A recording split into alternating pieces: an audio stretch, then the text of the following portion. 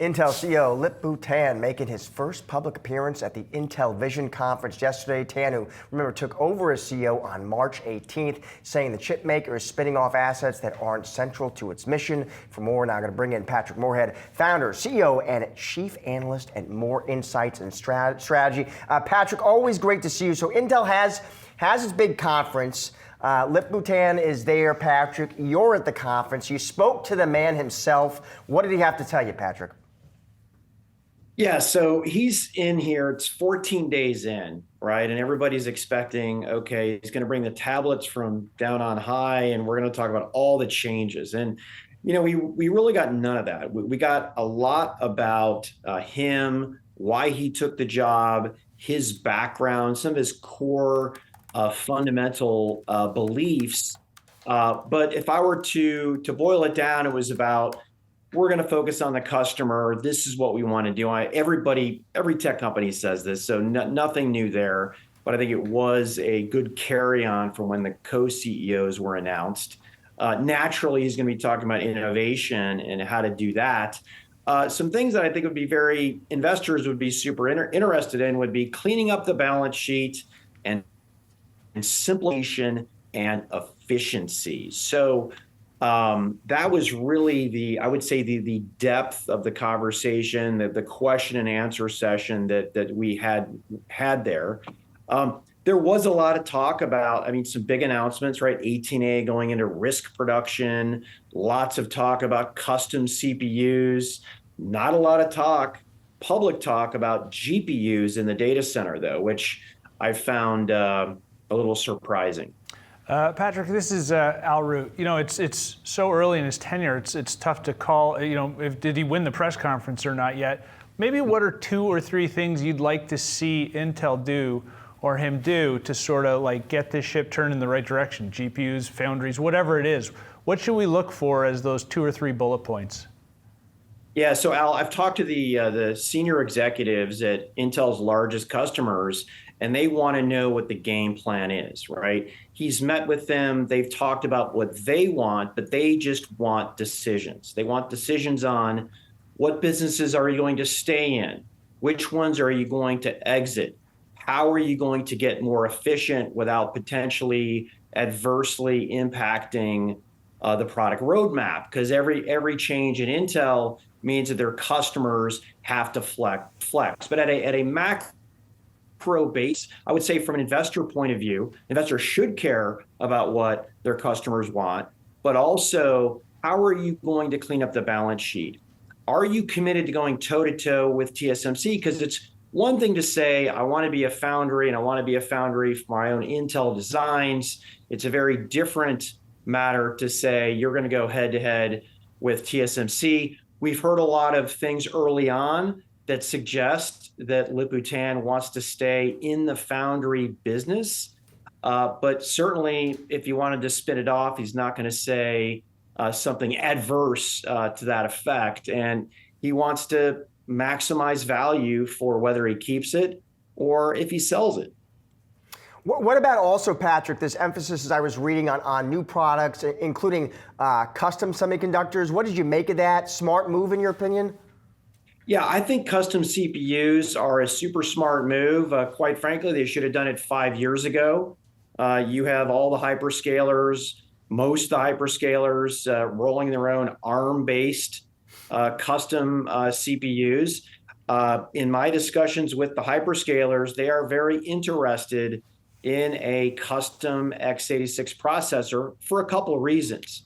First of all, they can run, the belief is that they can run highly efficient workloads, new workloads, modern workloads, but they can also run, I would say, more legacy workloads, or those workloads that enterprises are putting into hyperscalers like VMware, like Oracle, anything that's on premises.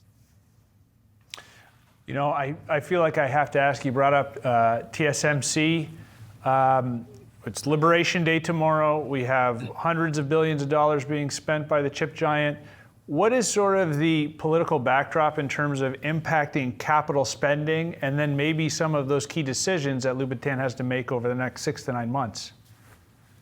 Yeah, so the good thing is that the hyperscalers have committed to doing their $350 billion in CapEx. So that's a good thing, and they're not wavering at this point. Now, that could be affected if tariffs hit big in Taiwan. And again, it's not a one-for-one between transfer cost and the price that, let's say, NVIDIA charges, but there will be a mark somewhere, because I don't think the hyperscalers will pull back. I think they will have to pay just a higher price for that silicon, which could be adversely impacted to how investors view an increased CapEx, right? If you didn't think the 300 to 350 billion was big enough or impressive, put on an extra 10% onto that and see what happens. But first and foremost, it's uncertainty. And I think that's the environment we're at, where people just don't know what to do. They can put in their puts and takes and make trades that put them into a lower risk position. But the game seems to change about every 24 to 48 hours. So it's tough. Patrick, I want your views on another headline I saw today. This was Bloomberg out with a report, citing sources, Patrick, talking about how Commerce Secretary Howard Lutnick signaling he could withhold promised CHIPS Act grants as he pushes companies to expand their U.S. projects. So it sounds like, Patrick, Lutnick basically is saying, listen, I want you to do what TSMC just did, which is announced they're going to invest another $100 billion. I'm just curious, Patrick, what do you make of that headline?